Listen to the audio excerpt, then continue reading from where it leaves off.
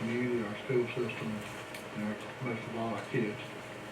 We ask that you have a special blessing on those that are facing this cold weather across our country tonight and for the next few days, and give them what they need to get through this storm. Help us tonight to guide and direct our thoughts and our actions as we take care of the business of the school system. All these things we ask in your name. Amen. Entertained motion to approve the agenda.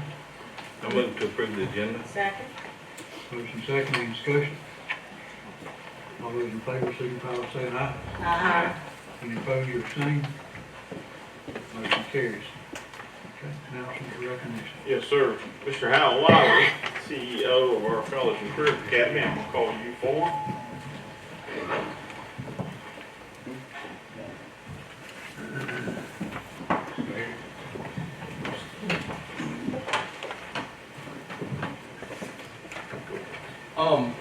This DSBA Partnership and Communication Award this year is going to one of our partners that helped us out with the College and Career Academy from the very beginning. He was instrumental in writing the grant, presenting the grant. He had to speak to the committee in Atlanta that gave us the grant.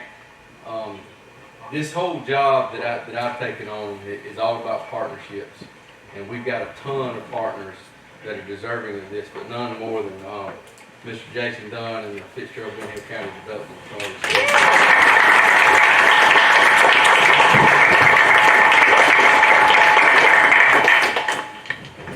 Yeah, thank y'all. Thank You got anything? No, just, yeah, this is, it always gives a chance to me. She got it. I got to get a picture. Okay. One, two, three. Somebody take it. Just real quick, I promise I won't take about 20 seconds, but I appreciate accepting this on behalf of the Fitzgerald and Ben Hill County Development Authority. It's great when we have community leaders, such as Hal and Mayor Puckett and Mr. Ron Paul and County Commission Chairman Steve Taylor and Mark Turner that believe that public education is part of economic development and give me the liberty to partner with the school system whenever is appropriate. And on behalf of us, thank y'all for your service to the community. Thank you. Thank you. Yes.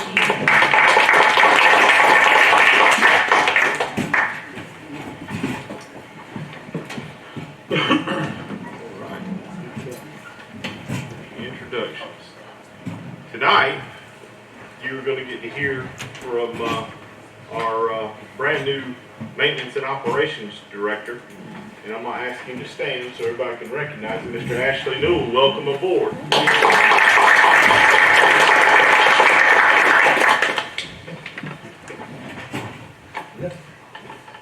Moving into the minutes, entertain a motion to approve the call meeting, work session minutes, October the 14th. Move to approve the call meeting minutes from October 14th. Second. Motion second, any discussion? All those in favor, signify by saying aye. Aye. Any opposed or abstained? Motion carries. The regular monthly meetings, October 15th, entertain a motion to approve.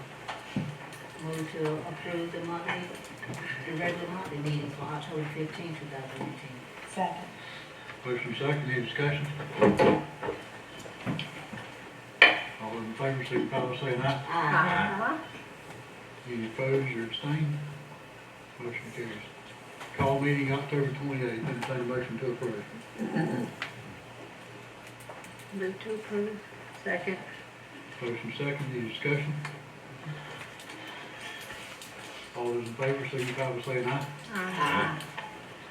Any opposed or abstained? Motion carries.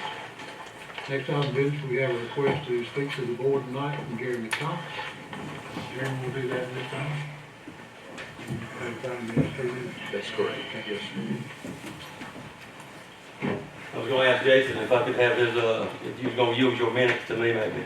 But I do got this time, I'm gonna read a statement that I've got written so I would not waste time Sabrina don't think that I'll actually read what's written here tonight, so I'm gonna try best. It's about 6 minutes, so if you need me to be quiet and stop for extension, please let me know that. 3 minutes. Okay. You got 3 minutes under the clause. It says 5.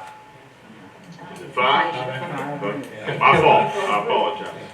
Okay. All right. Thank you, Dr. Harrelson, school board members, for allowing me to speak tonight. Last year when I came to speak to you, there was much concern about the shape of our school system, and many of our local families decided to send their kids to other school systems for education. I wanted to return this year to give you a report as a parent and as a community member as to how things are going this year, since many of you last year said that you had no idea about the issues that were happening in our school system, which you represent. People are quick to point out when things are going wrong, and you always hear from them. Is that not true? But few of them ever come back to celebrate corrections that have been taking place when complaints have come forward. I would like to thank Dr. Harrelson tonight publicly and personally for listening to parents, teachers, administrators, community leaders. Even though some of those conversations have been very tough this past year, you still listened and have made corrections with input given by all stakeholders, and I thank you for that. I stand before you tonight and report that these things seem to be getting better for students and staff at Ben Hill County Schools. Thanks to our teachers and administrators for being on the front lines of this battle, morale seems to be getting better among teachers and staff at the schools that I have had contact with this year, which that primarily being the elementary school and the middle school. The school system is seen in the public eye more positive these days thanks to Miss Jenny McCraney. Jenny is a dear friend of mine, and I've tried to talk to her and persuade her to run for the school board, and I pray that she will one day. I would also like to thank Miss Cook for her service and for her work with the curriculum and getting our teachers exposed to other possible learning environments which could help our students. Many of our teachers have been to workshops, conferences this year to learn better ways to educate our kids. Our teachers are trying to do their part in the process. Last month's meeting, Ms. Cook talked about a school in Atlanta where kids could stand on desks to answer questions and how it seemed the response, that they responded to the instruction very well. She mentioned the word expectations, which caught my attention, and I started listening up. I was hoping another word would follow expectations, but it never did. I actually thought about speaking out that night, but I did not want to be out of order, so I requested to speak tonight about the word that did not follow expectations. Again, I want to thank you for honoring the Lord by opening this meeting up with prayer tonight. However, prayer must be more than words. It cannot be a ceremonial thing that takes place just to make us feel good about our meetings. You cannot ask God's will to be done, yet fail to listen to Him. Ephesians 5:11 through 13 tells us, take no part in unfruitful works of darkness, but instead expose them. For it is shameful even to speak of these things that they do in secret, but when anything is exposed by light, it becomes visible. The word that I was hoping to hear after expectations, accountability. It seems like no one wants to hear or say the word accountability. Webster's definition of accountability, the quality or the state of being accountable. An obligation or a willingness to accept responsibility or account for one's actions. This is missing in our school system and our community. We might not change Washington or even change Atlanta, but we can make positive changes for Fitzgerald, Georgia. We can have all the expectations we want to have though, but if we don't hold people accountable for their actions, we will just add to the problem. The reason that our students do not meet the expectations that are given to them is because they're not held accountable. The reason students aren't held accountable, teachers aren't held accountable. The reason teachers aren't held accountable, the administration's not held accountable. The reason administration's not held accountable, central office is not held accountable. Central office is not held accountable, superintendent's not held accountable. Superintendent isn't held accountable, the Board of Education isn't held accountable. The people of this community are to hold you, the Board of Education, accountable. As we know, all things flow from the top down. It rolls downhill, we realize that, including accountability. No grades at the elementary school is a great example of what I'm trying to tell you, what I'm trying to express in that. No expectation or low expectation equals no accountability. You say that is no big deal that there's no grades over there. Have you talked with any of your 6th grade student parents? See how that's going for them this year? Accountability is a wonderful tool when you use it properly.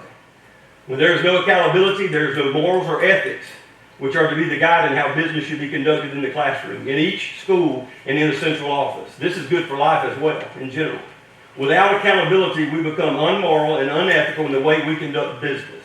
The lack of accountability can be seen in the past years within our school system. We have allowed unmoral and unethical behavior from our students and staff. However, at last month's meeting a spark of hope was shown. I was thinking the meeting was about to be adjourned, but board member Juan Medellin spoke up and took responsibility, another word for accountability, for actions taken by this board because the people in the community came and asked him what was going on. I would like to think that the other board members wanted to speak as well, but you chose Juan to be the spokesperson on that matter. But I want to thank you, Juan, for speaking out when others would not. It gives me hope for our school system, in which Sabrina and I have 2 boys in the 6th grade right now. My prayer is that all the stakeholders will take part, and the leadership will listen to all parties involved in making our school system one of the best. Thank you for your time. Thank you, Mr. Crawford. We also have, Jackie Williams wants to speak to the board.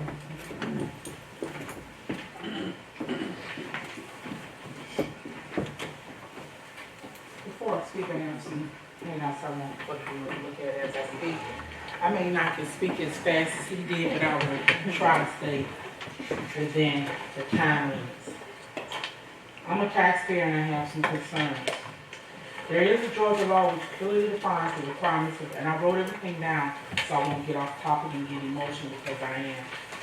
There's a Georgia law which clearly defines the requirements of the Board of Education member and what is deemed to be a conflict of interest which is against Georgia law. That is what I wish to address tonight. According to all the facts which I can gather, real estate was sold without proper advertisement and approval by this board. The price it was sold for could be a concern, however, that's not the most troubling part of this issue. The most troubling part of this issue, to me, is the fact that the property was sold to the son of one of your board members. Then the property that was sold and paid for with Benton Hill County taxpayer dollars was moved to Irwin County for completion, therefore going on Irwin County's tax digest books for Irwin County to receive taxes for a property that Benton Hill County taxpayers paid for, and I totally disagree with that. Now, you can rationalize all you wish. However, the state law is clear. 4A of Georgia Code 20-2-63 states no local Board of Education member shall use or knowingly allow to be used his or her official position or any information not generally available to the members of the public, which he or she receives or acquires in the course of and by reason of his or her official position for the purpose of securing financial gain for himself or herself or himself or her immediate family or business organization which he or she is associated with. This code also defines immediate family member means a spouse, a child, a sibling, a parent, or the spouse of the child, or the sibling of the spouse, or the parent of the spouse. I met with the superintendent on Friday. He adamantly stated to me that no law had been broken, and as you can see from the copy of the Georgia law which I have handed you, the law concerning conflict of interest, section 4A, has definitely been broken.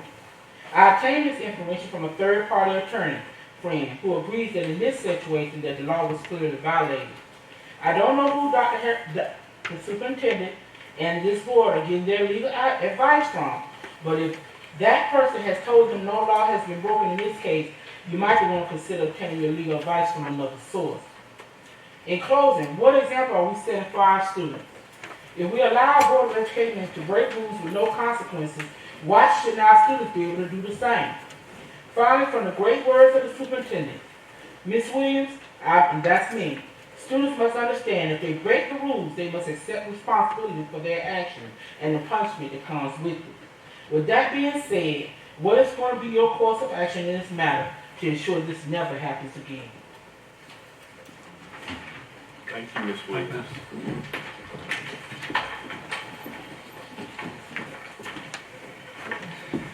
Moving into our system reports, I'll entertain a motion, we accept the consent agenda items as presented to us. That will be items 1 through 5.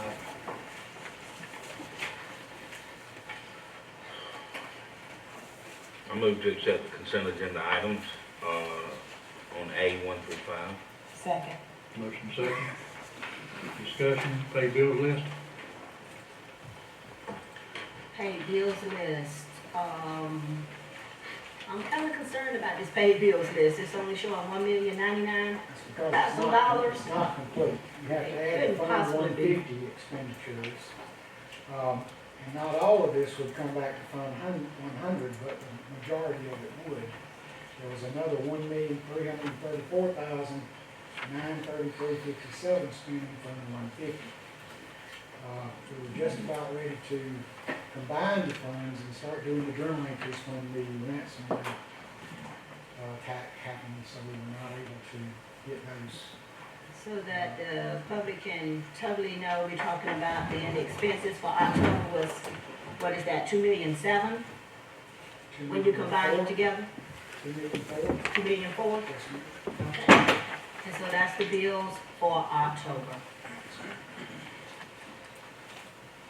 Do you have the exact amount handy? Well, it's impossible to say without doing the Fund 150 journal entries because we're not even sure yet what percentage. I'm estimating 90% of that 1,334,000 would come into that 100 expenditure pot. When you do the journal entries, it portions everything in Fund 150 out to the different fund sources, including Title I, Title V, Title 6B, Title II. So without making that entry, we couldn't tell exactly. So this is just an estimation. Well, that is an overstatement, actually, because only about 90% of that 1,000,003 probably should come back into the expenses. Okay.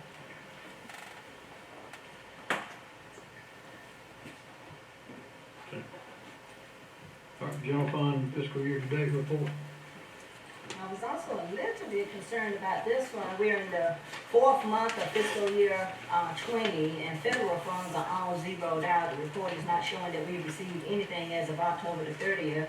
The fund balance is showing at $1,950,000, which reflects the actual true balance we had from July, which was $3,008,000 in our fund balance. Yes, ma'am. But clearly, is that just because of the computer situation we've got going on, or is this, No. or the federal government has not given our money in October? We haven't received any federal money as yet, no, because we haven't been able to charge out the expenses to those federal programs that the expenses occurred in. They're in 150 now, and when we make the journal entries, we'll go back and make requests for July, August, September, October, November. We hope Mr. Harding and I to be able to get that done by the end of the week, but it's not untypical for us not to receive federal money until close to Christmas, Thanksgiving. We've had instances in the past where we didn't even get the Title I budget approved until December. And that includes food service money as well, Food service money is a whole different. totally separate. Yes, sir. We're requesting that in a timely manner. So you won't see the reflection of any revenues in federal funds until we actually can start drawing those funds down. But the fund balance number itself is correct because even though we haven't drawn those numbers down, they are booked as receivable. So we do have a fund balance of 1.950 plus money. It's the difference between, you can tell me if this was closing costs or legal costs or whatever. The additional charge from the good faith money and the balance for the land that we bought at the high school is about $13,000 difference. That's taxes? There are transfer fees involved. So they'll transfer Sure. fees. There are legal fees and closing fees and transfer fees. And it was paid on our end. Yes, ma'am. Okay. We would be responsible for taxes up to, well, Up through the end of this year. up through the end of this year. Yeah. Yeah, we'll actually have to pay the property taxes on that property this year. We bought the land in August, but we're paying the property tax from August to December, is what you're saying? I think we paid the entire, I'd have to look at the disbursement, the closing statement, and I'm pretty sure all of that transferred to us. Should have. And the reason Eli's report looks different is because I've been ill, I've been out for a little bit. Ashley is good enough to take a stab at it, she did a good job. Thank you so much. Athletic report, sir? I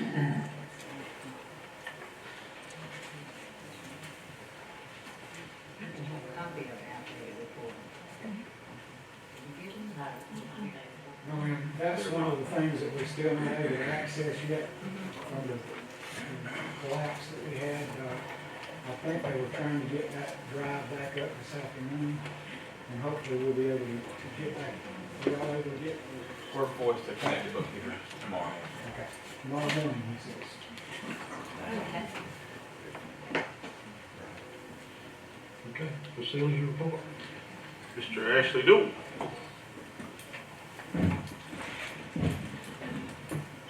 Hi. Either way, yes, sir.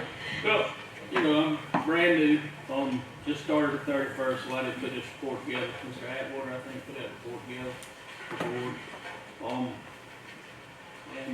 I just wanted to, you know, thank the board, thank Dr. Harrison for, you know, giving me this opportunity.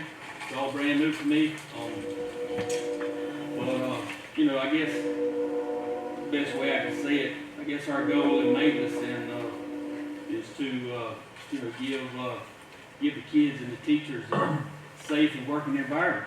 You know, that's our goal, is to, you know, keep up our schools and, you know, repair problems, you know, as they come in and as they've been coming in just a week I've been here. And, you know, when I walked in the door, Thursday was a week, you know, we had a stack of work orders, and when me and the guys left this afternoon, there's 2 left outstanding. I mean, these guys are, you know, that's all they want to do is work. They just want to, you know, me give them a job and they go do it, and I've been on the ground with them, we've been running, and, you know, making repairs, and, you know, our new guy, Peyton Sutton, HVAC, he's gonna be a, you know, vital, you know, guy to this operation, because since last Thursday when I came in, excuse me, I have not had to call in a contractor yet. He's handled every air conditioning problem we've had. Probably 20 to 22, somewhere in there, you know. And, you know, the other guys, I mean, you know, they just go to work every day and, you know, take care of problems. And, I've been, went around, taught all the principals and, walking the halls, you know, just trying to get familiar with all the, you know, I went to school here and graduated from here, but just trying to get back familiar with all the facilities. And, you know, the goal is just, you know, stay on top of the maintenance and repairs and you know, safety for the kids and the teachers for a good working environment. So, any questions? Thank you. Thank you, Mr. Newell. Matt, are all those in favor of the consent agenda items, signify by saying aye. Any opposed or abstained? Motion carries. Bartech report, Matt? All right, thank you, Mr. Chairman. So I prepared this report for y'all. It's heavily slanted towards an update on the recovery operations, so I'd like to give you all an update of that, those items at this time. You can see here from the list on the report, and you'll be familiar with the emergency response services from CWG. We've been coordinating those. I've been having daily meetings with the forensics expert, and I can tell you all that he's been a definite invaluable asset in the forensics operation as well as guiding the recovery operation. So there's a fine difference between having ability to do things and knowing the exact order of operations in which to put them in. That's where he has really come in and been extremely helpful and valuable, being able to just guide us through making a safe environment for restorations and then transitioning from the safe environment to the production environment, which is where all of the users and computers live, while also establishing that production environment itself is safe. So I'll get into a few of those details as we move through the report. Additionally, as you know, we had additional resources from Bartech here. You met a couple of those gentlemen. They were here for the first week, and then after they left and went back home, there was an additional gentleman that came in. He's a technology director at a different school, so he was a help just to help guide some of the on the ground resources that allowed me to do a few things for the recovery, and just it was a helpful thing to have an extra resource on the ground during that second week as well. So getting into some of the updates of what's been recovered, I put a bullet in here about setting up a separate staging network. That's part of the securing an environment in order to bring backups down, make sure they're safe, make sure they're clean, and then transition them into production. That was one of the points that the forensics expert guided us through. We also reestablished PC Genesis availability, sort of did it a little bit in a rush, in a temporary manner to meet demand for payroll. We've since gone back and reestablished that in its permanent configuration. So we've got this building completely cut over to the new domain, which is what we're building concurrently with these other operations, which means that basically this building is set in their permanent state, and the PC Genesis server is also permanently into production, so they're able to use that per their normal operations. We've also deployed security software to servers and devices to determine machine health, and what that means a little more than it spells out there. So I mentioned securing the production environment as we move forward. So what we've done is we've deployed this agent. Now this is a software agent included in the emergency response services that you all approved for us to use from CWG. What it does is it gives us access to a specific security agent. It's a client that goes on all the machines. We deploy it to the servers, deploy it to the employee machines, and as well as the student laptops. So what it does is it runs, and if there's anything malicious on it within a 24-hour period, it can identify it and say, hey, there's an issue here. And then it gives us the availability to remotely quarantine the device. The reason that's important is because as we move forward, it's extremely vital to maintain the security of what's been restored, so you don't risk any sort of backward infection. So having that availability as part of this service is extremely vital in ensuring we're not risking any work that's already been performed, because with that, of course, becomes delays and just more time. So this is a key component in the operation. Again, that was included with the emergency response services. So I'll talk a little bit more about that as well as we get to the end here, because there's a point of just reference that you'll need as we move forward and as you make the considerations for some decision making. Yes, Does that mean we would have to run that on every single device that we have? As well, they do something known as machine learning, which is it's sort of like an AI function.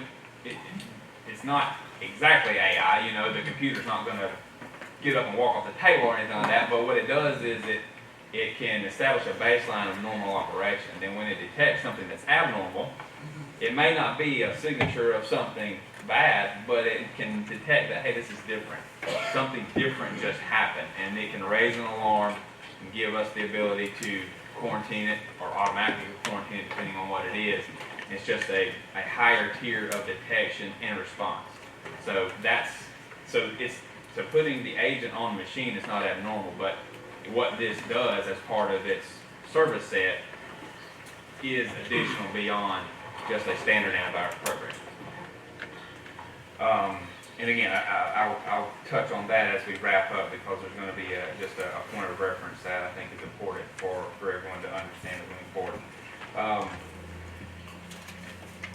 So I mentioned the new domain. We created the new domain services and rebuilding the local computing network. So what that means is we've got servers configured in a new domain, which is basically the service provisioning of everything that happens on the network, right? So in order to participate in that domain, machines have to be joined to it. And I'm going to give you a lot of information, but I'm just trying to give you some context of what this means. So I mentioned to you that this building has been joined to the new domain, which is great, but that represents a small percentage of all of our machines. That's a big reason why there's not been much pain for the student population in terms of what they do on their devices. To them, it's business as usual.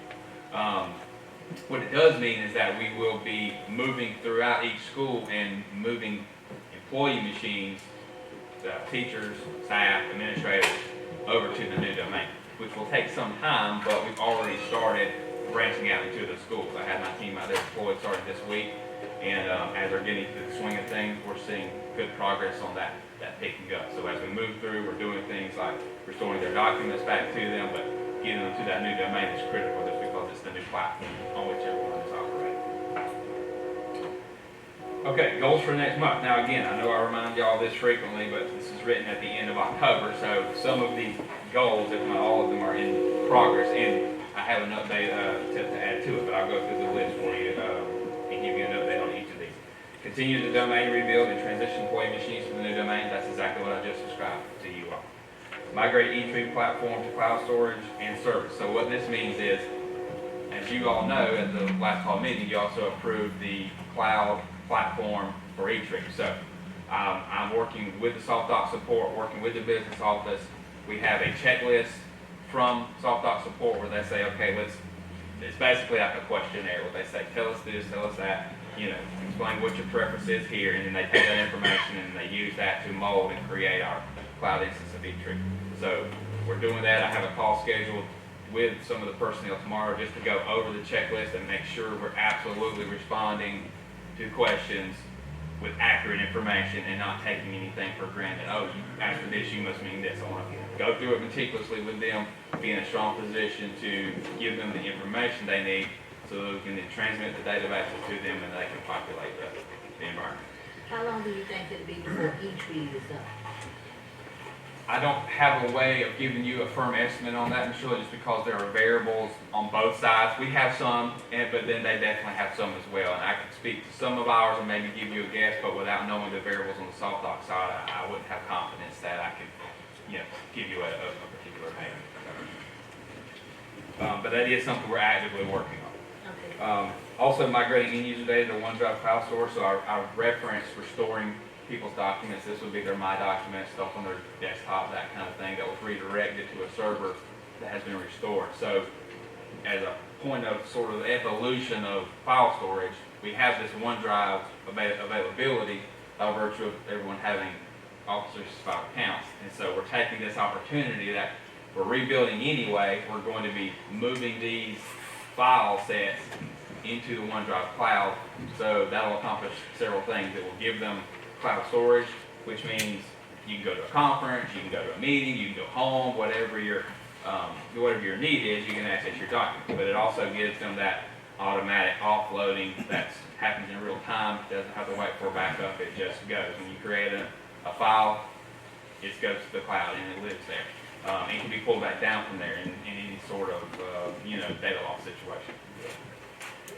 Okay, so I told you about the agent, the security agent that's part of the emergency response. Now, one thing that we're going to have to do, I've been speaking with Thomas, speaking with Dr. Harrelson, is we're going to have to make a decision on a recommendation about how we want to proceed. If we want to stick with this agent, I don't know that my preference would be that we just say, this is what's been included in this emergency response, therefore, let's buy it, because y'all know how business works. There's a partnership there where they're trying to, get this sale. So I think in terms of stewardship, and we've already started doing this, that's one reason why, although, Dr. Harrelson mentioned that that he wanted to bring this to you all today, I was not comfortable from a stewardship and a vetting perspective to be able to say, this is absolutely the best value for the money, because part of what we have covers us for a 6-week period with an available extension. So what that means is we can comfortably, I don't want to say put off or wait, but take time to vet the offerings, vet the prices, and decide exactly what we feel like is the best solution that will protect our systems, but also do it by maximizing cost efficiency and getting the proper value. So that is definitely on our radar. I didn't want you all to think that it had dropped off. Dr. Harrelson and I and Thomas have also been talking about that, so it's not something that is off our minds. It was just that I didn't feel comfortable bringing a recommendation. I just thought it was a little premature because we're still getting pricing and getting multiple quotes and that sort of thing. So that's obviously a lot going on, but also looking at the projects, we've not taken our eye off the ball with the student devices at the elementary school. We have a young man who is dedicated to that project, and he has been cranking away at those. I went and checked on him this week. He's got them stacked up neatly. He's processing them, going through going through, putting them in the inventory, tagging them, adding the protective casing to them, as well as preparing the carts. The carts take a long time. You have to take the power adapter for each laptop and wire it into the cart, which is a very tedious and time-consuming operation. But that's what he's there for. So that's what he has been doing, and we're actually still on track for that project. Now, it may get pushed and pulled a little bit as things continue to develop, but good news is that has made very good progress from the time that it started. Your hour by hour schedule, or how you're up to 10, 11 o'clock at night, still working on this stuff later than that. Is the FBI still are they still involved, and are they gonna find out who did this to our school system, the ransomware? So, I don't know the exact answer to that, Ms. Shirley, but I can tell you that we've received much more information from the forensics expert through CWG, and I spoke with him about, not the FBI part, but a findings report or something, and he said that part of the service includes a report that will come at the end of his endeavor that has the details of the report, his findings, the things that he's able to see, and that will be covered from there. Now, your question was about the FBI, and again, I think my answer to that is, I don't know. What we have seen is a lack of interest is the best way I can describe it, and I know that's not a great answer, but we reached out to them multiple times, and I don't know enough about the back end of what they do with that to understand if there's an active case, if it even is important to them, I don't know what their prioritization of these type of events are. So I know that's not much of an answer on the FBI side, but that's all I can give you at this time. Well, again, thank you guys for putting us back online and working so hard. Yes, ma'am, thank you for your support. Thank you for a great report, Matt. Move to transportation request. All of those are for information, all in state. Unless you have a question on those. Things that we have in place right now, and when we get these things fine-tuned, and there are some areas of weakness that we still know about that we have to work on, and when we get those things done, we'll feel really good about what's going on with instruction.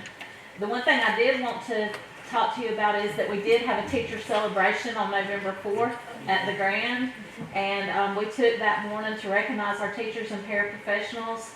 We had lots of people from the community. We had 2 of our board members to speak.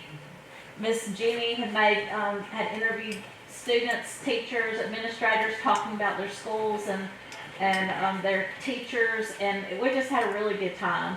But we felt like that our teachers had gotten off to such a great start, and they're doing so many awesome things in the classroom. We didn't want to wait till the end of the year to tell them thank you. We wanted to go on and tell them thank you right now and encourage them to keep doing what they're doing, because most of our teachers are doing a phenomenal job, and we're really proud of them. And so really, that's all I have for you tonight. Thank you. Thank you, Ms. Cook. College and Career Academy report. Much like Ms. Cook, a lot of stuff that I have to tell you about what I'm doing, I've talked about several times, and we're putting a lot of that stuff into action. But a couple of things that are coming up that I feel are very, very important in secondary education will be in the cheer gym. So that's coming up this Friday. Should be a good turnout. It should be good for our seniors. The thing that the next Friday we have the Career Ready Canes program that I've talked to you about every time I've been up here, but it's coming. It's happening, and it's going to be happening in a big way. We've got 12 industries coming for a luncheon on Friday, and during that luncheon, we're going to place seniors, the hand-picked seniors that are going to be in this program. They're going to be placed with the industries that they want to go to. So it's really about making relationships. I said it earlier. My job is turned into what I've realized is 100% about relationships, and that's what we want to do for these kids. We want to provide as many real-world experiences that we can, and that's what I'm trying to do with every project that I put together. So with this situation, the week is gonna be filled with them preparing for that interview that will take place Friday. So we're gonna be doing mock interviews. Just what we're gonna talk about during the week is work ethic, employability skills, resume writing, job application skills. They're gonna have an OSHA 10 certification, they'll have CPR certification. They'll have a section where we'll talk about financial literacy. And just added, this was 100% Miss Angel Kelly's idea. Since we're having a luncheon, we're gonna take about 2 hours or an hour and a half, something like that, and we're gonna talk about dining etiquette. So if you're sitting down with one of these students, they know how to have a conversation and have lunch at the same time and not, make you think less of them when you're done. The interview preparation and mock interviews. So everything I just named, if they become proficient in these things, that is the playbook to get a job. Because we've asked our business and industry, what they need, and that's what they came up with. So that's what we're giving them. Finally, December 9th, where we go into the Lieutenant Governor Jeff Duncan's Business and Education Summit in Atlanta to get the check. We've already got the money and we've got the grant, but they're going to take our picture with a big check.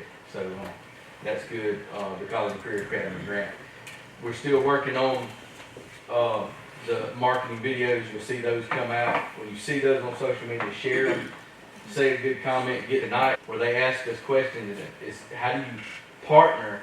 How do you get that development authority and school system partnership worked out? And the joke that Jason and I always tell, well, you hire two people that were friends in the 7th grade, and then they're always friends, and so that's how you work so close with each other. So I know that's not possible for everybody, but that's the partnership we have, and everything we do goes through them, and it always seems to work out the right way. So anybody have any questions about what we're doing?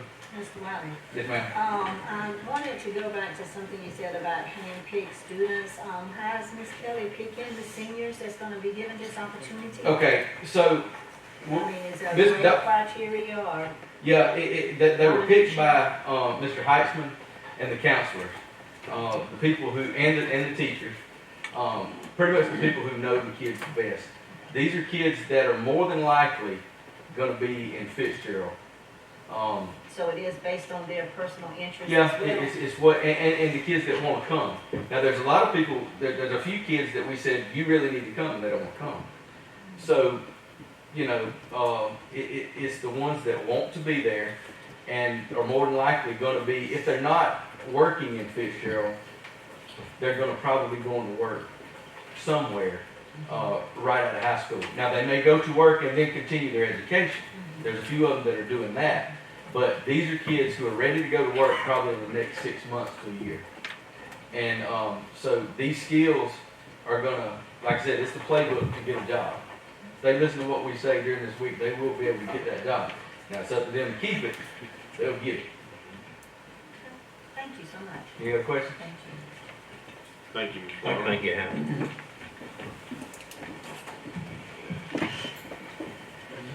Any new business, bus repair? Yes, sir. Dr. Barnes, Yes, sir.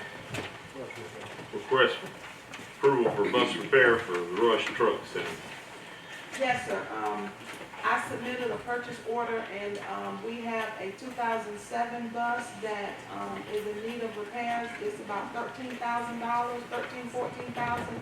And I know with E-Tree being down, I have not been able to submit it the official way. But what has happened is it needs an in-frame overhaul.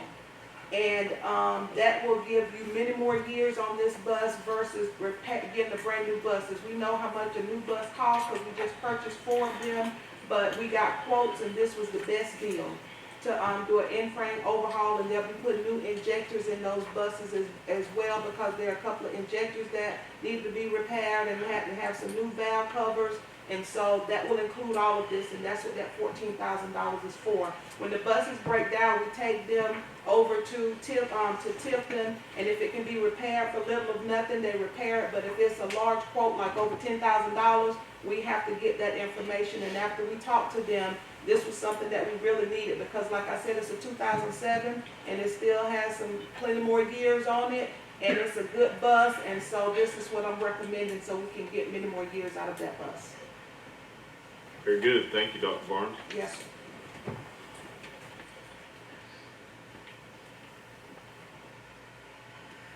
Okay, is this a bus that's been repaired before? No, sir, it hasn't been repaired before, other than minor repairs in the shop, but this will be a complete overhaul, in-frame overhaul. And we've only there, based on the information that's there at the shop, there have only been 3 others that have had a complete in-frame overhaul, and they're still running. Okay. Yes, ma'am. It is my recommendation for the approval of I bus move repair. to approve the purchase order for 13,019.12. Yes, Yes, ma'am. that's right there, yes. And I also want to let y'all know that the ones that y'all approved the last time, they should be delivered next week. Excellent. Thank you. Second. Motion, is there a second? Second. Motion second, any discussion? All those in favor of the motion to approve the purchase order to overhaul the 2007 bus, $13,019.12, signify by saying aye. Aye. Any opposed or abstained? Motion carries. Okay, next item of business will be about the sale of bonds. That's correct. Yes, sir. We're very excited to bring forth Phil Camp, and he is going to have a discussion with y'all about the sale of bonds and have plenty of information, so please ask questions. He gets ready to discuss this.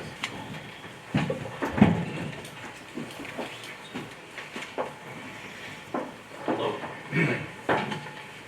Y'all got a lot of paper in front of y'all. All right. 55 pages. Yes, ma'am. There's a landscape 10-page handout that I'd like to speak from, and I know you got a lot on the agenda tonight. I'm going to try to cover what I think you might want to know, and I'm happy to try to answer questions y'all may have. We began this, we were involved, but you all began this process back in 2015. And a referendum was held, and you asked the voters in Benton Hill County to renew the sales tax for 5 more years, and authorize y'all to borrow money for a new high school.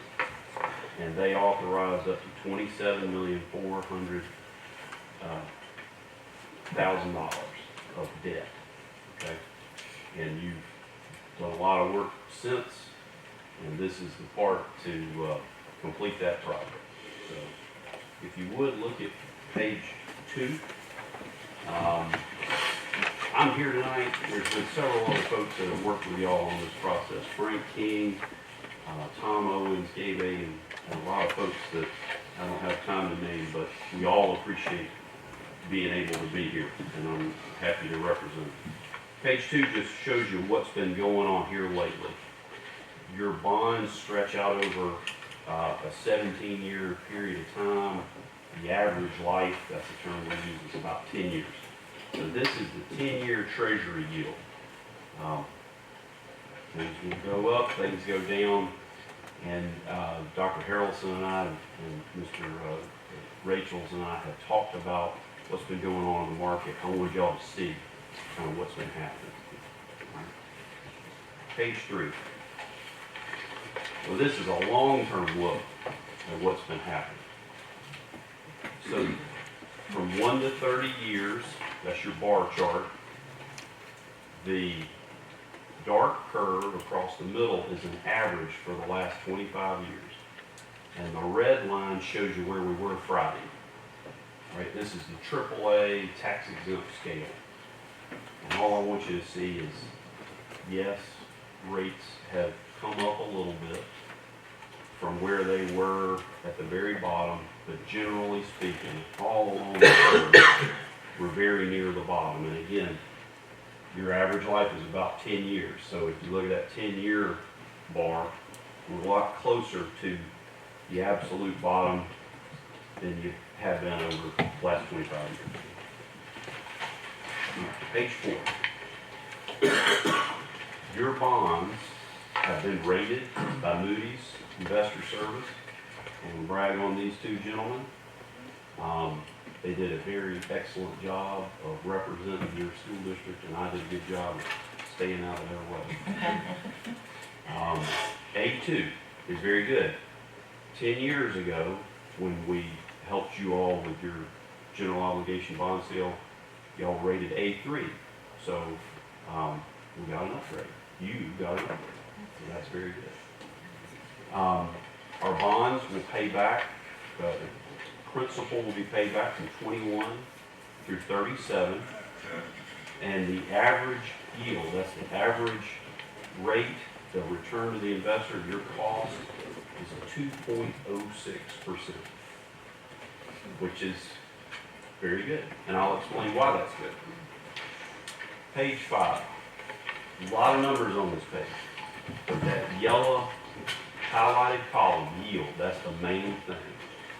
So the investors in 21 get a rate of return of 118. And those investors out to 37 are getting 253. But the average, again, all those average out to a 206. That number is important to Thomas and Mr. Rachels and me because it is that's what we're reporting to IRS. You're on your 8038G, and it's also a measurement we use for measuring our earnings on bond proceeds. You will see on here that the investors are paying you more than face value. The purchase price of the bonds is greater than 100, more than face value. So you are selling $24,680,000, and I'll explain where we came up with that. But our total proceeds is much higher. All right. Page 6. All right, this is our report card. We price bonds today. We have for a week or more had this preliminary official statement, sort of like a prospectus, magazine size document to market your bonds. And we have priced them. We have, we're making an offer, and we are going to turn around with your approval and sell those bonds to investors. And what we've done here is shown you your yield column versus the AAA scale, that column that's marked MMD. And your box is on the left-hand side. There is a spread column, and what that's showing you is our yields were higher than the AAA scale. We're comparing you to the highest credit quality there is. And you can see we were +5 in 21, and they spread out a little bit to about +56, +57 out there in the long end. And on average, we're +46 basis points. That's a little less than 0.5% to the AAA scale. And what does that mean? Well, we haven't had a good comp this week because yesterday was bond market holiday. You were the only Georgia deal we were in the market with today. Next week, there's more volume coming. And people are barreling in there in advance of Thanksgiving. So I'm glad that we went when we did because I think I know there's a lot more volume coming and we want to be ahead of that. This bond issue that I'm comparing you to is from Alabama, Madison Board of Education. They sell warrants, not bonds, but pretty good comp. It's AA3, AA-. And if you notice, their spreads were from +35 to +89 to the AAA scale on that day. And what I'm trying to convey is a comparable bond issue. So this is uses of funds. There are costs of issuance associated with the transaction, but after all is said and done, from selling 24,680,000, you will get 28,414,000 deposited to the construction fund. Now, grant money, state capital outlay money, and as well, y'all been collecting SPOS cash for a while. Bond money plus those other funds are all going to be used for the high school project. Page 8. All right. History of sales tax. Sometimes it's up, sometimes it's down. On average, we've had 5 years that have averaged about a little less than 1% growth. Your last 12 checks have averaged, have collected $2,228,000. That's good. Our bogey always was, our target always was 2.1 million. That's about 175,000 a month. Okay, so you're above that number. If you look at page 9, the voters authorized y'all to borrow more money, up to $27,000,004, and we have carved out principal in each year to keep those payments to $2.1 million a year, so that we're underneath what the sales tax is collecting. Again, it's a variable revenue source, but we're trying to make sure that these bond payments are within what the sales tax is collecting. And then page 10. I mentioned earlier we're gonna wire money into your account on December 12th. That's a month away. What's going on between now and then? Well, there will be a meeting of your board of commissioners to adopt what's called a tax levy resolution. This is a requirement under Georgia law. This isn't anything special to Ben Hill. It's all school districts. Y'all done this before. They've done it for you. And then we're going to wire funds into your construction fund on the 12th. There's documents that you've got that have been drafted. We sent them to Moody's a month ago, but the bond pricing occurred today. So those final numbers were put into the blanks today, and basically the bond resolution is the document that these numbers that you've seen make happen. It sets a redemption date on the bonds. You have the ability to pay them off early. April 1, 2029, at no prepayment penalty. Sets those principal amounts by year, interest rate by year. There's also the intercept resolution. That is where it's a free credit enhancement to you all. It's where the state of Georgia is promising, like, to co-sign the loan. If sales tax was 0 and the general fund balance was 0, they would intercept state funds to make payments to the bondholders. Now, we never want to test that safety mechanism. We never want to pull that trigger, but it is part of what has helped us market the bond. We're gonna send a letter to them. They're gonna sign it, send it back. So these things take time. Bond purchase agreement. That is our contract with you, our promise. We're gonna do what we say we're gonna do. You're gonna do what you say you're gonna do, and we're gonna close on the 12th and wire funds into your account. And I think that I covered the legal docs, but I'm happy to answer any questions y'all might have. And again, thank you. How many days can we delay this? Our pricing is, we have to ticket within 24 hours of pricing. it's a securities issue. These bonds are security, just like Coke stock. So prices can change, or we have to take it by 2 o'clock tomorrow. Well, generally, that's what we do. Price the bonds the day that you're having a meeting tonight. Tony, do you go through all the paperwork? Yes, sir. You did? Yes, sir. You find anything? No, sir. It's essentially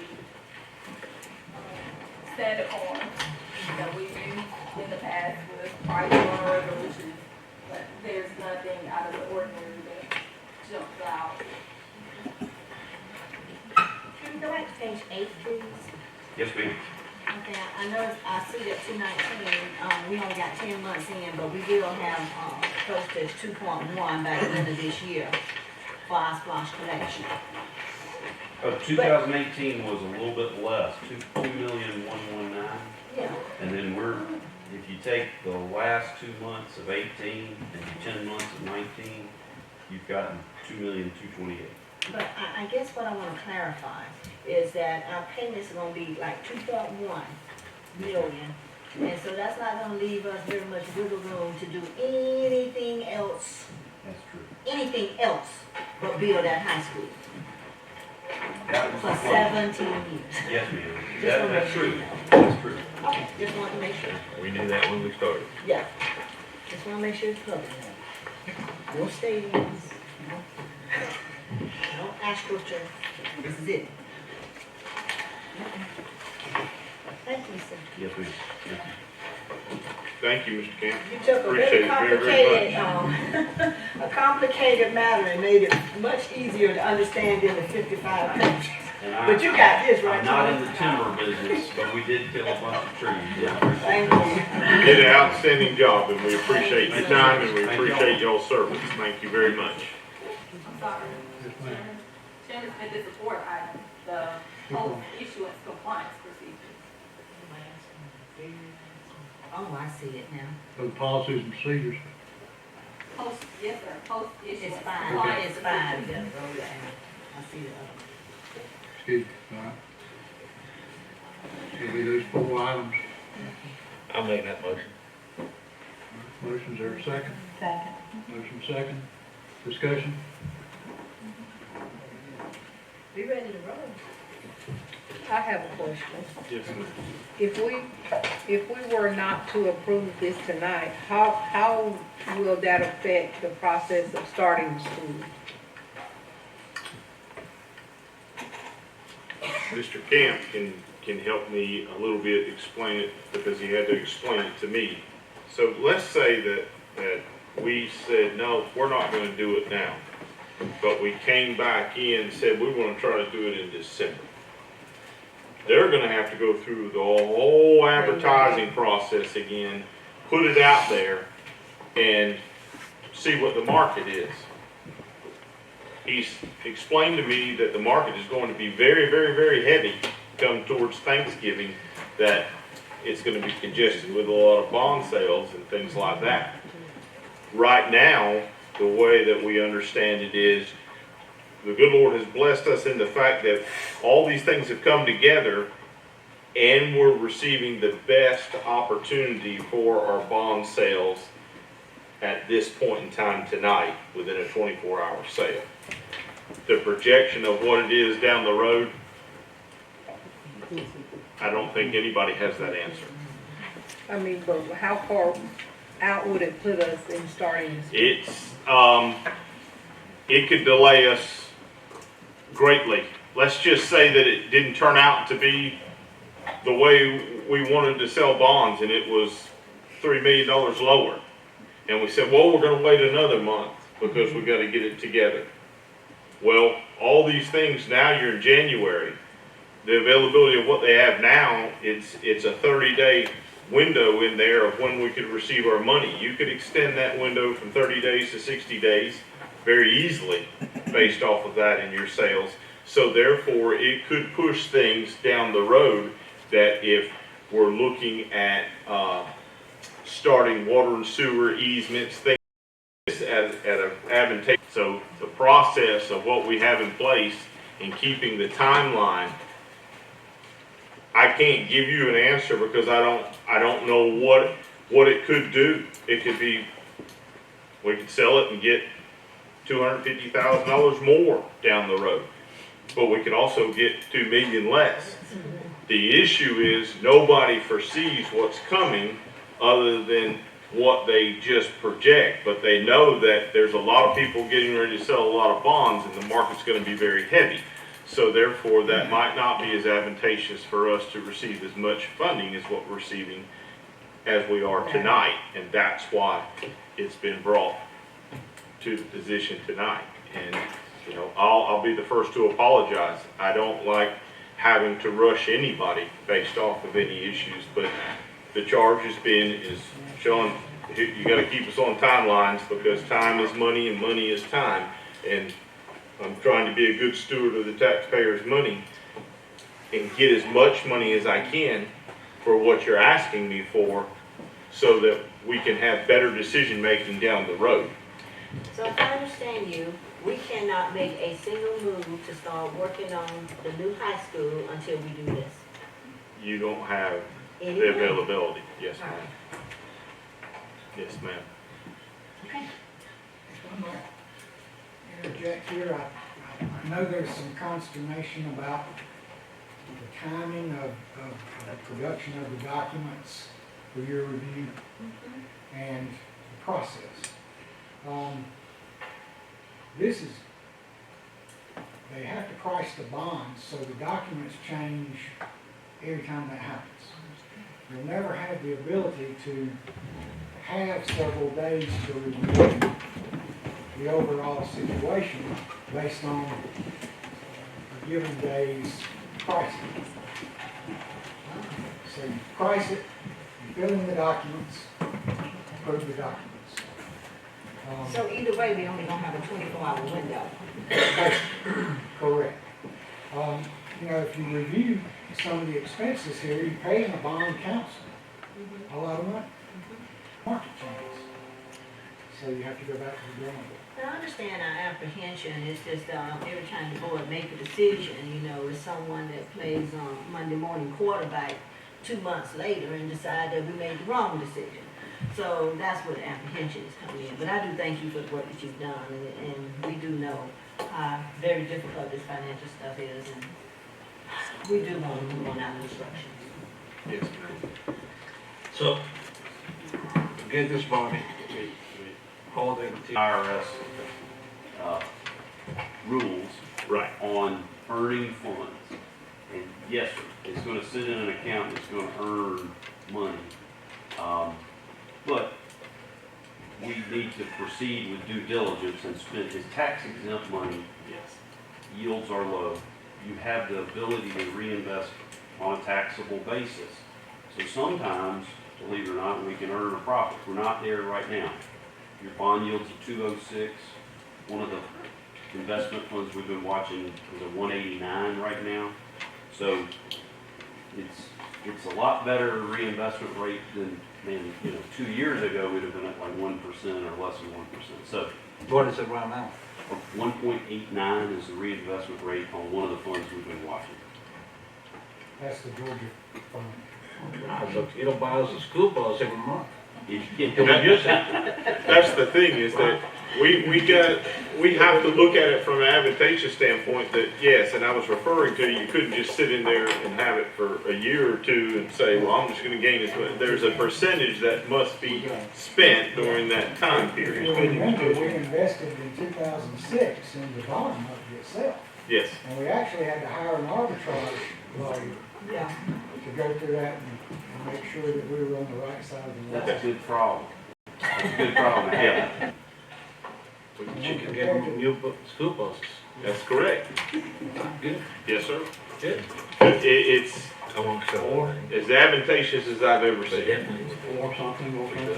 You can do all sorts of things to take care of our boys and girls and our teachers as we move along with this money that would be gained by sitting in no So that's account. not wiggle room. Yes, That's ma'am. not wiggle room. That's the safety plan. Okay. Any other discussion, questions? So you're all ready to vote? I'll entertain a motion that we approve those 4 documents, which in effect, encumbers us to sell bonds, as was presented to us tonight.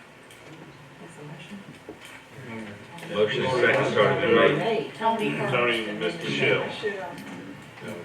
That was a call for the vote. All those in favor, signify by saying aye. Aye. Any opposed or abstained? Motion carries. So we got an earth mover coming in pretty You're quick. fixing to get a high school. Congratulations. All right, next, item of business is the report from the charter funds Yes, sir. and the governance teams Yes, sir. we have presented to them. That's correct. Ms. Clinton? So, Mr. Chairman Smith asked me to look into the funds for governance teams, so Thomas gave me these amounts for each school. They're based on FTE allotment. So our governance teams roughly have around $30,000 to $35,000 to use for flexibility or innovations that they see will enhance the school for students and teachers. Some of the things that have been discussed so far, and it's early in the year, are our school uniforms. Purchasing accelerated reader, I think they already have it at the primary school, and I know the elementary school is going to get that as well. And also discussion from the high schools to add the visual arts pathway so far. So I think that as we get more and more involved with charter, you're going to see that one of the pushes for charter is local governance, and I think that that's a good thing for our community because a lot of people have a lot of opinions about what needs to go on, but there's representation there now. It's not like the old school councils where it was kind of formality that you did those things, but these school governance teams actually have a lot of say, and they have a budget that's been allocated from the charter funds that we got additionally from becoming a charter system. So I think it's a good thing for our community, and I would ask that people who want to know more about school governance to go to their principal or to go to one of those members of those schools. They're all on the website under governance teams. If you click on the schools, it'll tell you the members and who represent these schools individually.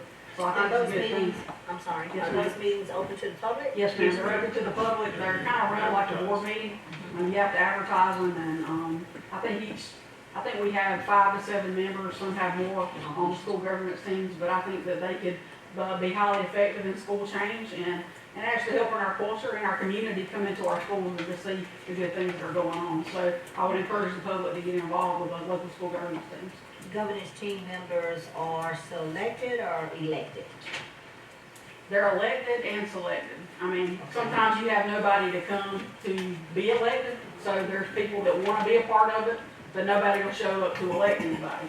But what you'll find is the more that you get into governance teams and the more effective that they become and a more proponent for students and teachers, I think you'll see that will get people more involved and more people will want to sit in those seats. I think in Tift County, I think after they did this for a few years, they actually have people beating down the door to be elected.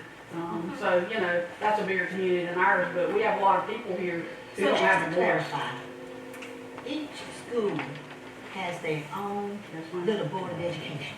They really do. Yes, ma'am. And they make decisions about their own school, And where their children go. they have a budget. And they have money. Yes, ma'am. What an interesting thing for the people who know. I think it's I don't think that it's not a bad thing. I think it gives us more community input and involvement, and I think that's what parents want to see. They want to see the schools represent what they want, plus, you know, we still have state laws we have to abide by, but being a charter system gives us so much flexibility that we haven't even tapped into yet, so I think it will be a good thing for our community. Anytime we can have parent involvement at the school level, it's a wonderful thing. Yes, ma'am. No doubt. Thank y'all. Thank you. Thank you, Ms. Clement. Ms. Clemens, Yes, ma'am. do you know a little bit about, the discussion for the school uniforms? One of the things I was reading in the minutes from the meetings is that what happens is people bring those things to the school governance team, and then we try to do surveys to see what the interest is. So the governance team actually has to do those surveys and things to see what the community feels. That's parents, students, teachers, the whole community. So you don't just jump on that bandwagon. There has to be some data to support those decisions that they're making, because school uniforms for K-5 and school uniforms for 6-12 are two totally different entities.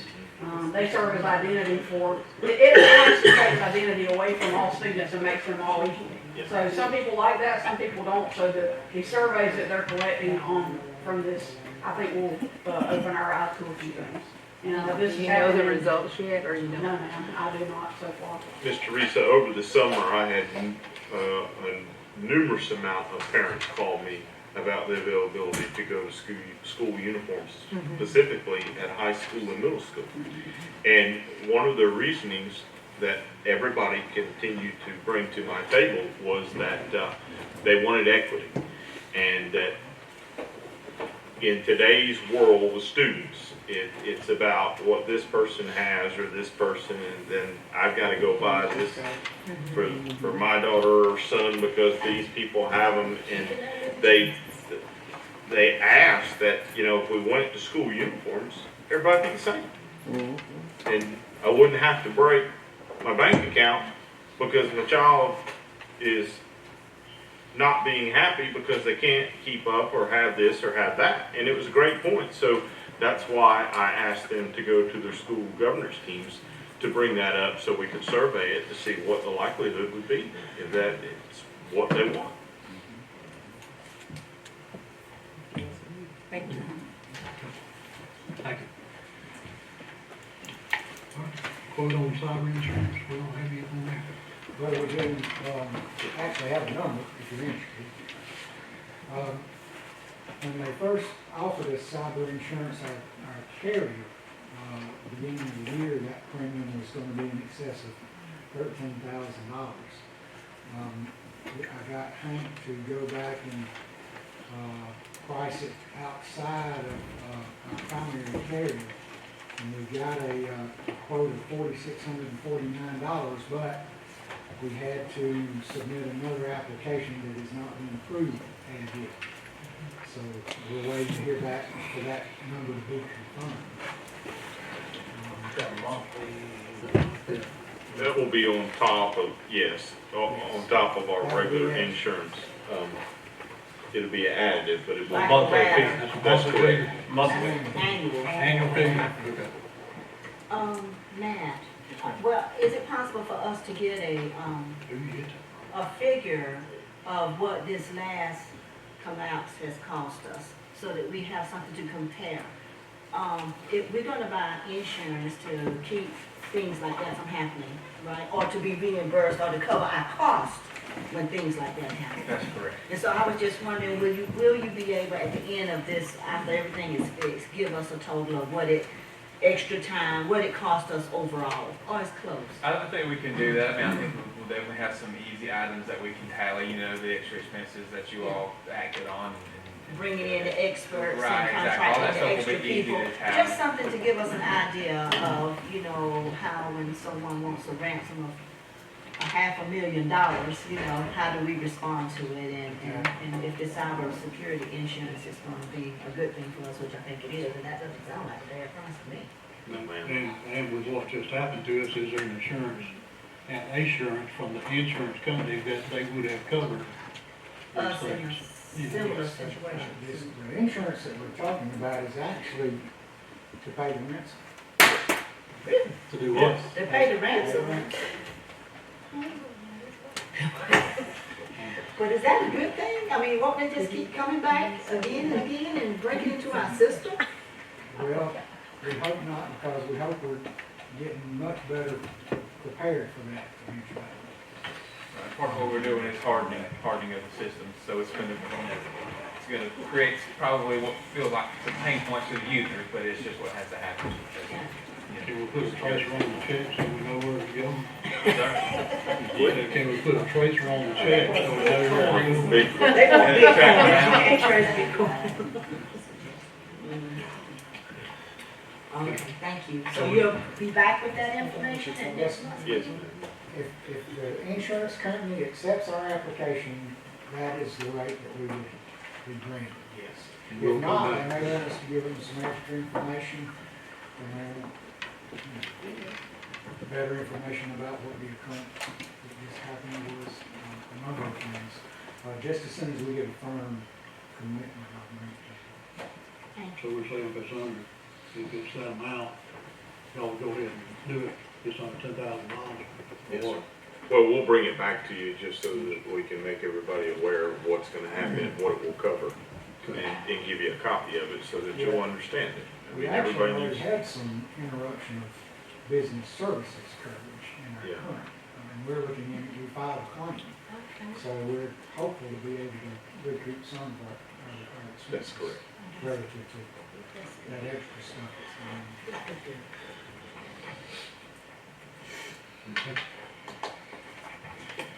Our next item of business, sometime over the course of years, this has come up as a discussion point, and no action has ever been taken on it. Several months ago, the board requested that we look into changing our compensation plan, and at the pleasure of the board, I did some research and investigation, presented some information to you about, I guess about 4 months ago, and I've updated some of that and given that back to you. Continued to do some research on what other Board of Educations were, what their compensation packages were. Again, there are some that you can't easily find on the website because they're in a local act, and you would have to look at each one and know where to look and that kind of stuff. But I did update some of those. And I'll give you this information as a recommendation from me based on the research that I've done. And because I told you I would have this ready for you at the November meeting. And once I give it to you, do with it what you want to. But the recommendation would be based on the research that I did, would be that it would take away a per meeting figure.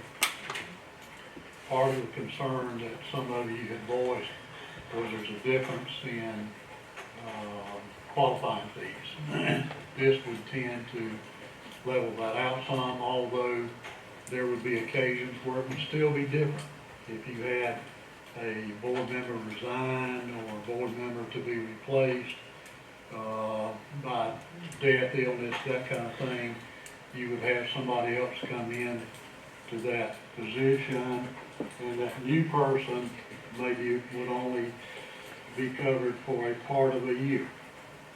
And it's based on that incumbent's pay or compensation.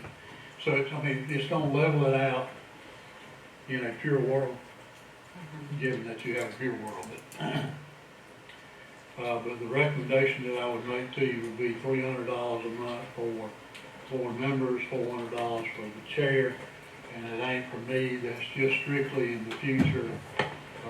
Well, I mean now and for in the future, because the chair does perform extra duties, has to sign documents, has to assist in planning agendas. There are just extra things that the chair does. And Ms. Brooks, you mentioned about us putting in a maximum amount where other boards wouldn't have to go through this process. I didn't do that. Because I felt like a board in the future needs to go through the process, because it needs to be a gut-wrenching activity and a soul-searching activity, and they need to go through a planning thing. A board would not be able to come up in a meeting and just increase their pay. They've got to go through the process of having legislation passed, and it'd be a thought-provoking activity just like it is with us.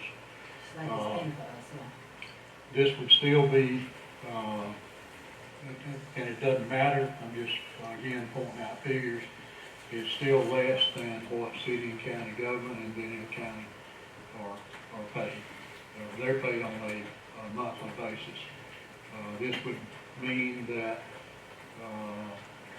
it doesn't matter how many meetings that we have per month, we get that level of pay. We would bring our qualifying fee, is it still 3%, Tony? sorry, qualifying fee still 3%, Yes, ma'am, other And so- other prior years, salary. so that would have qualifying fee being raised to about $108. Yeah. There, about somewhere Given there. that that's what it That is, it it'd be is. 3% of whatever the compensation is for the, Yeah. According to this resolution, it has to be passed by legislation and signed by the governor. correct. We'll have to And present this roll to our back to the legislative councils, our legislative representatives. If you roll back to the top. And so we haven't had a pay increase since 1990, 29 years ago. That was when the Video County Board of Education was established from a merging of the city and the county. The other thing that I looked up just for information is that $50 in 1989 with inflation is equivalent to about $101 now. So that came into play a little bit with my thinking about the $300 too, because our average is sometimes 3 meetings a month.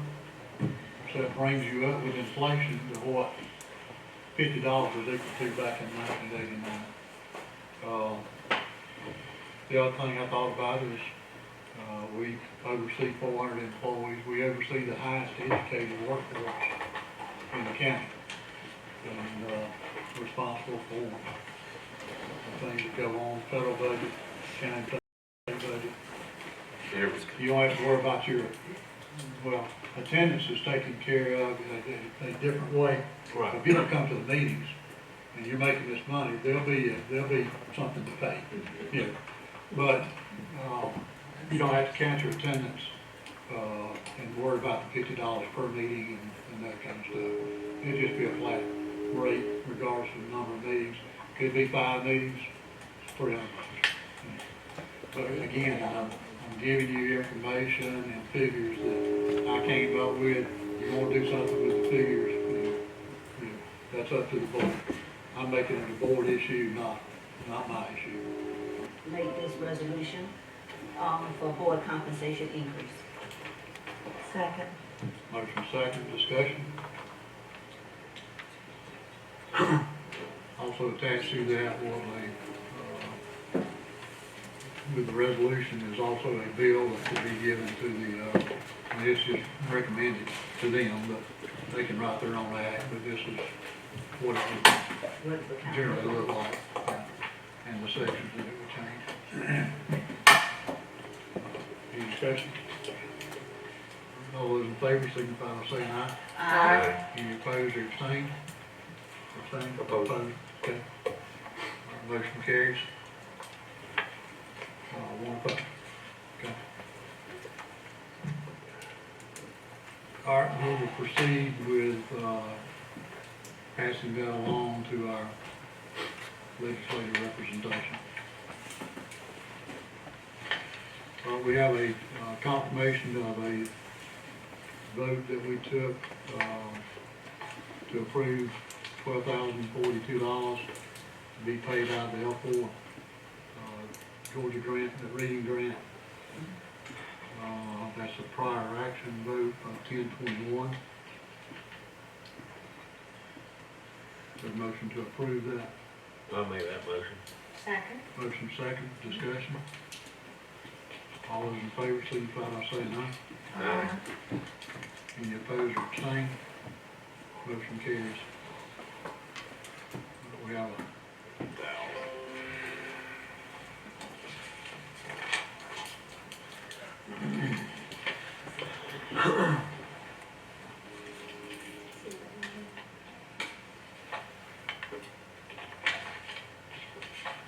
this is a follow-up. That's to correct. Let us know. That's exactly approximately what right. the call for. It was not to exceed $20,000. Okay. Correct. And we're still engaged with those services, so we know we have a cap. Yes. All right, entertain a motion to approve that confirmation vote. I'll make that motion. Second. Motion second, any discussion? And so this is, approving up to $20,000. That's No correct. more. That's correct. Yes, ma'am. I just want everybody to understand, this was something that was done as a poll vote because our system had to keep running. That's correct. And this, it was a necessary evil. Yes. It's not something that was done behind closed doors or anything like that. And, it was a must do. It's like calling the fire department when your house is on fire, you can't wait. Yeah, can't wait till somebody votes, send them over. All right, all those in favor, signify by saying aye. Aye. Any opposed or abstained? Motion carries. I've got some upcoming events, one of which is Thursday evening. Teresa, everybody planning on going to that?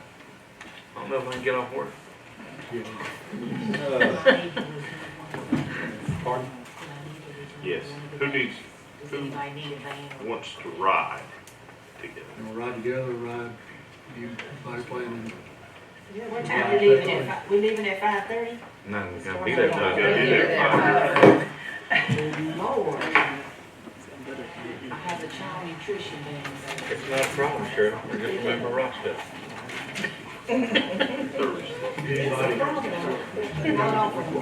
Anybody need to ride separately because of obligations? So we're gonna need to be here about 4:15, Yes, sir. leave at 4:15. If not, I'll just meet you. Okay. All right, holiday, our winter conference, you got an email on that to express your pre-conference, workshop. Everybody responded to that. We got our rooms, registrations, all that stuff. And I'll have your folders ready on the Thanksgiving week holidays, when That's some correct. folks call us about meals and stuff, so I know the final details. So we come get those that week. Will you be here? Is the whole system closing down? No, we're 240, so we have to work Monday and Tuesday, Okay, so I'll have them ready on that Monday. okay. Okay. So I don't forget. We got classes on Tuesday, right? They have too many minutes to work. Yes. Yeah, they moved it up a day. They moved it I up. thought we today. start on Wednesday, Thursday, and Friday. That's Wednesday, Thursday, Friday. Yes. Right, y'all come in on the Tuesday. Right. Have the pre-conference on Wednesday, your pre-conference workshops on Wednesday, and then Thursday, Friday is your conference. That's correct. It ends Friday at lunch. That's right. What's Tuesday? Yeah,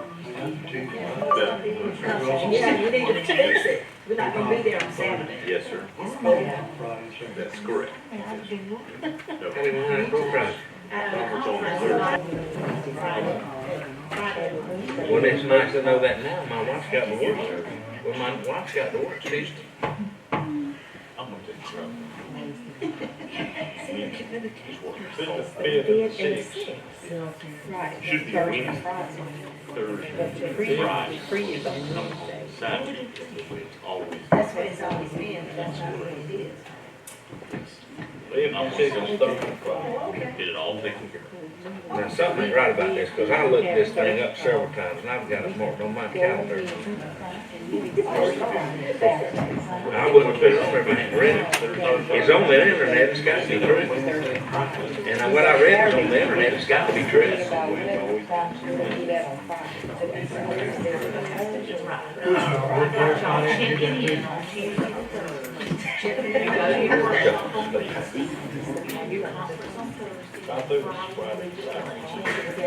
That's always been on Thursday, and then another. All right. I don't think it ever happened Saturday for breakfast.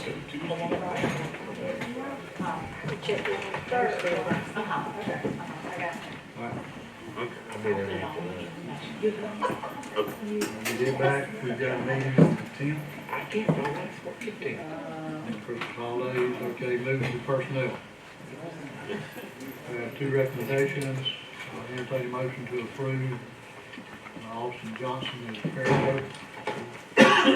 Move to approve Austin Johnson, Fitzgerald High School paraprofessional. Second. Motion second, any discussion? All All those in favor signify by saying aye. Aye. Any opposed or abstained? Motion carries. Entertain a motion to approve Paul Washington as parapro. I'll make a motion, Okay, or I'll second either one. make it. I'll make a motion. Second. Motion second, any discussion? All those in favor of the motion signify by saying aye. Aye. Any opposed or abstained? Motion carries. Personnel transfer for information, John Campbell.